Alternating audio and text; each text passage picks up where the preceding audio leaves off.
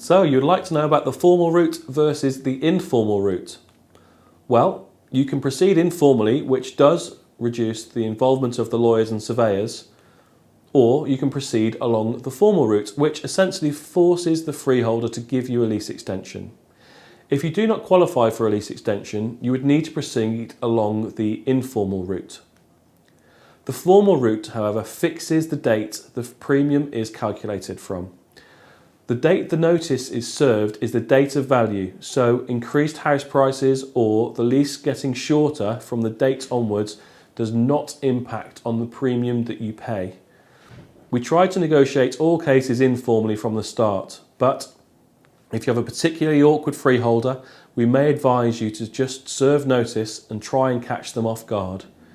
If you're working to tight deadlines or your lease is particularly short, or perhaps you're in an area experiencing increasing property values, we would always recommend serving a formal notice to protect your position. You will need a valuation before your solicitor can serve a formal notice.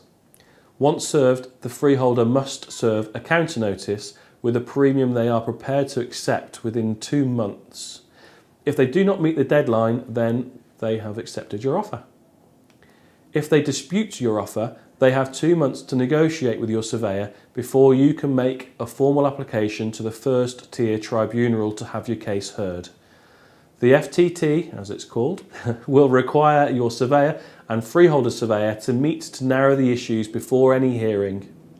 To take the case into the FTT will cost you a lot in fees, as there are expert statements, surveyors, barristers and lawyers often required to attend on your behalf and on the freeholder's behalf.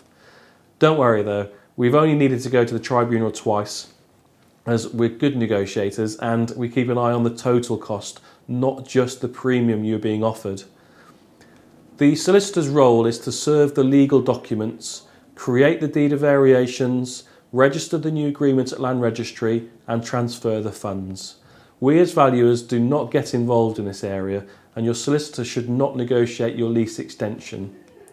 You need both professionals working together to protect your investment.